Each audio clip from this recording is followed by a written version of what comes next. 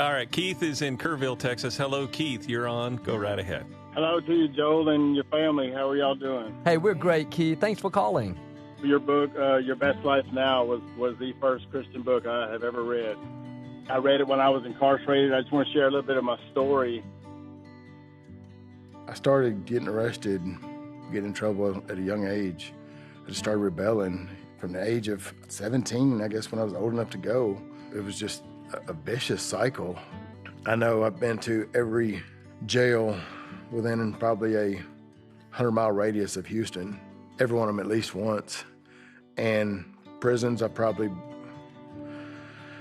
been to 12 different prisons. My mom was taking off work to go be with me in court, to support me, while other fellow employees were going to their child's graduations or marriages or, things that they're proud of. I was just powerless to give that to her. It didn't matter how far it was. I mean, I was going to go see him. It might not have been every single weekend. I went far and wide to visit. She loved me. She wanted better for her baby, and the first Christian book I ever read incarcerated was Your Best Life Now, and my mom mailed it to me. I remember reading that book and was just really blown away. I thought it was a great book. I never had any crimes against people. I had an attorney point that out to me. She was a Christian woman. She says, all your crimes are against you. You don't hurt people, you just hurt you because you don't love you, because you don't care about you. And she told me I should go look in the mirror and say, I forgive you and I love you. So I'm not gonna do that. It's silly. One day I was in the bathroom and I did it. I said, I forgive you. And I kind of snickered. And I said, I forgive you for everything you put your mom through. And then the snicker kind of went away. I forgive you for what you've done to your family. I forgive you for what you've done to yourself. I forgive you for what you've done to your children. And tears just became pouring. I was screaming, I forgive you for this. I forgive you for that. And a cleansing took place that I didn't know was coming. When he came out this last time, he was more in tune with family. Started going to church, more family, more, I'm going to get a job, just do what adults do. Joel's book was the first book to show me that God is love, God is mercy, God is forgiveness, and He's got a great plan for your life. And if you'll just set your sights on Him, seek ye first the kingdom of God and His righteousness.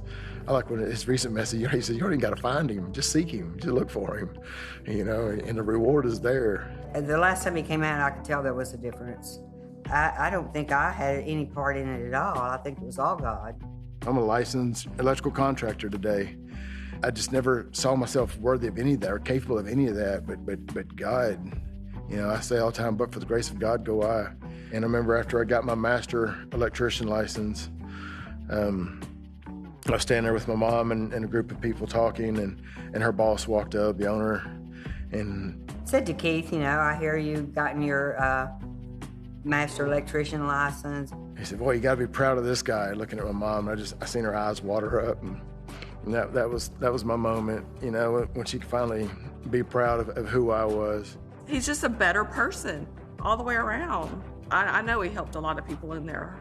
And then to want to go back to a prison and preach it.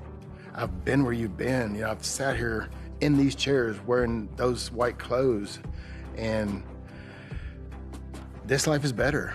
I have seen him go from a grown man that has no belief in himself, angry,